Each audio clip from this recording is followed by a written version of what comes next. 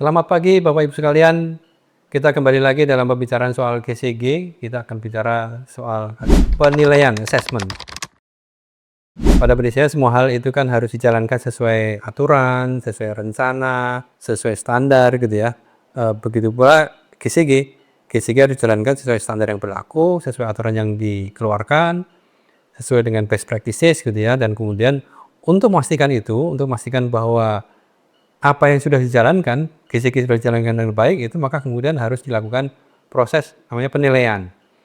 Biasanya kita sebut sebagai assessment, jadi ada assessment GCG. Pada prakteknya itu banyak standar yang dipakai oleh teman-teman ya, oleh perusahaan dalam menilai GCG itu.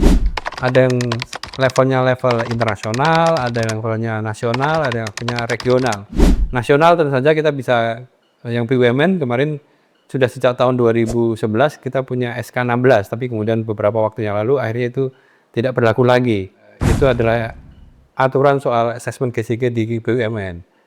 Dan kemudian di kementerian-kementerian juga ada OJK juga punya mengeluarkan aturan soal assessment itu ya, pengukuran itu. Dan di level regional ada namanya ASEAN City Scorecard, ASEAN Corporate Governance Scorecard. Ini yang banyak dipakai di sini. Ini ada beberapa karakteristik kalau ASEAN ACGS ini, ASEAN Corporate Governance Scorecard, itu biasanya untuk perusahaan TBK terbuka yang sudah testing di perusahaan efek. Nah, kemudian juga di level internasional juga ada. Nah, tentu saja ini apakah kita memakai yang mana itu tentu saja menjadi salah satu pilihan. Kalau tidak ada mandatori, tidak ada kewajiban yang kemudian harus dilakukan mau menggunakan metode yang mana, maka kemudian semua bisa voluntary namanya. Voluntary itu ya sesuai dengan apa yang dibutuhkan gitu ya. Nah, begitu juga di level internasional, kita mengenal atau mungkin beberapa waktu lalu, tepatnya tahun 2023, ISO sudah mengeluarkan standar soal assessment ini. Tapi kita sebelum bicara soal itu, kenapa kemudian assessment itu diperlukan? Karena tadi, bahwa pada prinsipnya assessment itu harus dipakai, harus dijalankan, harus dilakukan ya, agar perusahaan bisa melihat sejauh mana dia sesuai standarnya atau sesuai dengan standarnya, atau juga perusahaan bisa mengukur apakah dia sudah cukup, apakah dia masih kurang, apakah dia juga mana yang diperbaiki. Maka kemudian harus ada assessment itu, harus ada pengukuran. Pada prinsipnya itu juga ada yang dilakukan self assessment namanya, yaitu dilakukan sendiri pengukurannya, tapi juga ada yang dilakukan oleh pihak independen. Tentu saja ini masing-masing punya kelebihan dan kekurangan. Self assessment bukan semata-mata maka kemudian mudah, enggak juga. Kenapa kita sarankan juga ada self assessment? Karena memang disitulah perusahaan bisa melakukan proses pengukuran sendiri, mandiri gitu ya, sehingga dia punya proses refleksi. Oh, sejauh mana sih itu dilakukan gitu ya. Meskipun kalau yang independen tentu saja lebih terpercaya, lebih objektif, itu biasanya begitu. Tapi self assessment pun bisa dilakukan gitu ya. Dan itu penting untuk dilakukan. Maka kemudian kita kadang-kadang menyarankan setahun dilakukan independen, setahun lagi dilakukan secara self assessment. Meskipun biasanya juga kalau teman-teman belum tanda petik yakin gitu ya, maka kemudian ada proses pendampingan dan lain-lain. Tapi pada prinsipnya memang ya semuanya harus dilakukan lah. Jadi dengan kesadaran bahwa memang assessment itu penting, harus dijalankan untuk melihat jeda sebentar, kita melihat berkaca gitu ya, sejauh mana pencapaiannya. Nanti biasanya kalau dilakukan oleh pihak independen ada rekomendasi perbaikan gitu ya. Ini menjadi salah satu bagian jeda untuk melihat, jangan sampai kemudian assessment itu atau pelaksanaan itu terus-menerus bertahun-tahun baru kemudian dilakukan pengecekan setelah 5 tahun gitu. Nah, itu bisa nanti ketika melenceng, terlalu jauh melencengnya, atau katakanlah tidak sesuai standar gitu ya, terlalu jauh dari standar yang ada gitu ya. Jadi idealnya memang ada self assessment itu dilakukan optimalnya ada setahun sekali ya. Jadi per tahun buku biasanya kita melihat apa yang sudah dilakukan di tahun lalu, maka kemudian kita cek di tahun ini. Mungkin di awal tahun gitu ya, itu mulai di awal tahun bisa dilakukan proses pengecekan atas implementasi GCG di tahun sebelumnya. Jadi kita biasanya melakukan itu dengan tahun buku yang atau mungkin dengan periode yang sudah pasti, periode yang sudah jelas gitu ya, dan kemudian itu yang akhirnya bisa kita nilai perkembangan dari tahun ke tahun. Periodisasinya jelas dan biasanya juga itu disampaikan dalam laporan tahunan, dalam annual report agar semua orang tahu, oh peringkat GCG-nya seperti apa gitu. Nah tadi kalau kembali lagi bahwa tadi kita bicara bahwa ada berbagai macam standar. Nah salah satu yang baru adalah ISO. Jadi pada tahun 2021 itu kan ISO mengeluarkan ISO 37000 itu soal organizational governance ya. Jadi governance organization, dan kemudian di tahun 2023 ISO juga mengeluarkan ISO 37004 itu soal maturity governance. Jadi ini dua standar yang saling melengkapi.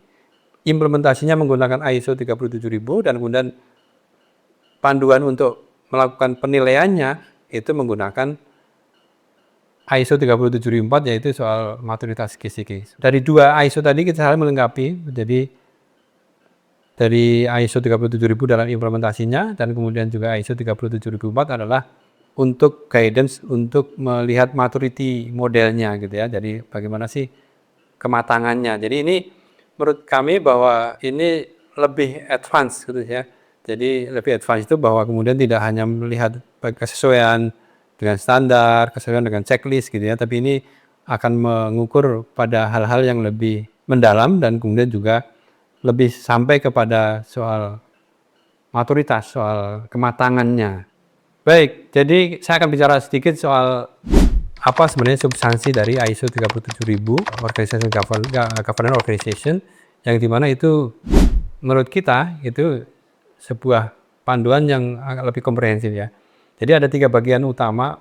Pertama adalah soal governance terintegrasi. Jadi governance itu atau GCG itu tidak stand alone, tidak kemudian hanya berdiri memang mengatur tata kelola, tapi kemudian kita nyadari bahwa governance itu sekarang sudah harus terintegrasi, harus dilakukan secara terintegrasi. Di situ ada terkait, karena governance itu kan terkait dengan manajemen, iya, terkait dengan pengurus, iya, terkait dengan stakeholder juga iya. Jadi pada prinsipnya perusahaan tidak bisa menjalankan governance tanpa mengintegrasikan itu dengan semua aspek tadi. Bahkan governance itu terintegrasi dengan bagaimana dengan lingkungan dan alam sekitarnya. Jadi ada sustainability yang harus diperhatikan. Jadi governance juga memperhatikan hal itu. Jadi itu bagian pertama adalah soal governance terintegrasi yang saya kira lagi bahwa itu kita bicaranya lebih pendalam, lebih luas, tapi kemudian tentu saja bukan rumit, tapi memang nanti bisa dikelompok-kelompokkan, bisa lebih simpelkan, tapi pada prinsipnya GCG tidak bisa hanya dijalankan oleh direksi saja, oleh komisaris saja, oleh perusahaan saja, tapi bahkan ke stakeholder pun juga penting. Yang kedua adalah soal atau mungkin berbicara terkait dengan Dewan Governance. Kenapa itu penting? Meskipun nanti kita akan bicara di aturan itu, ini yang aturannya kan ISO dan kemudian banyak dibicarakan oleh teman-teman yang ada di negara lain. Biasanya akan rujukannya adalah one tier ya. Kemarin kita sudah bicara one tier, two tier, akan bicara soal one tier. Maka kemudian ketika dibicarakan soal Dewan Governance, maka kita merujuknya pada direksi dan komisaris. Nah itu di situ akan bicara soal bagaimana strukturnya, bagaimana komposisinya, bagaimana capability-nya gitu ya. Ini menjadi salah satu hal yang penting untuk dijalankan. Jadi nanti juga pada pengukurannya juga pasti akan sampai ke sana. Yang ketiga adalah kita akan bicara soal 11 prinsip. Nah, 11 prinsip itu pertama adalah tujuan, kemudian ada pembangkitan nilai, strategi, pengawasan, akuntabilitas, keterlibatan pemangku kepentingan, kepemimpinan, data dan keputusan, tata kelola risiko, tanggung jawab sosial, viabilitas dan kinerja sepanjang waktu. Jadi ini ada 11 prinsip yang pada akhirnya kita melihat bahwa ternyata bukan sekedar urusan manajemen, bukan sekedar urusannya direksi dan komisaris ini ya. Kita bicara soal bagaimana keberlanjutan, kita bicara bagaimana sosial, tanggung jawab sosial, kita bicara bagaimana nasib masa depan anak cucu kita gitu ya, yang sudah nanti akan kita tinggalkan gitu ya. Ini yang juga harus diperhatikan. Jadi pada prinsipnya akan banyak hal yang akan kita jalankan di ISO 37000 dan kemudian makanya kemudian harus banyak hal juga yang akan dinilai menggunakan standar ISO 37004. Oke, jadi apa sih yang akan atau yang baru dari ISO 37004 ya? Jadi ini kita melihat bahwa ini ada standar internasional. Kalau kita menggunakan itu maka kemudian akan lebih cocok, akan juga kesesuaian, akan juga lebih bisa dipakai di level internasional. Jadi semua negara bisa dipakai. Yang kedua tentu saja kita akan di ISO 37004 itu kita bicara akan menilai tidak hanya kesesuaian antara yang ada dijalankan, dokumen-dokumen, kemudian checklist tidak, tapi akan dilihat dari 3 aspek. Jadi dalam ISO 37004 akan bicara soal, akan menilai, jadi dari implementasi keseluruhan governance tadi yang dari 13 kondisi tadi ya, ada governance terintegrasi, Dewan Governance, dan kemudian 11 prinsip, jadinya 13 kondisi yang utama gitu ya. Maka kemudian ISO 37004 akan menilai itu dengan pendekatan melihat pertama adalah behavior, perilaku-perilakunya. Sejauh mana manajemen, pengurus, seluruh insan perusahaan gitu ya, itu perilaku terhadap implementasi GCG seperti apa.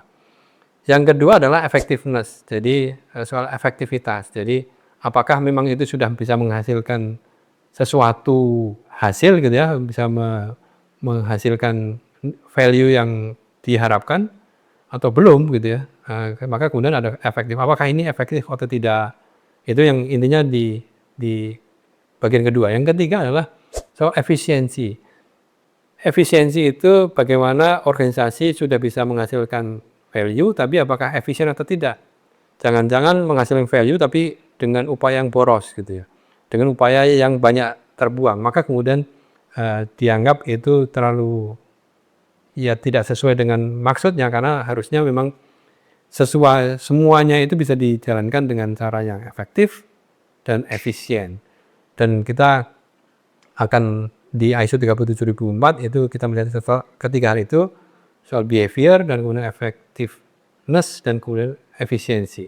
Jadi kita melihat itu lebih nanti akan lebih substantif, tidak segera checklist tapi lebih substantif. Jadi ketika menilai pun, ketika melakukan rekomendasi pun akan lebih banyak hal yang substantif yang bisa dilakukan atau mungkin harus dilakukan oleh manajemen, oleh Dewan Governance ya, oleh komisaris dan direksi.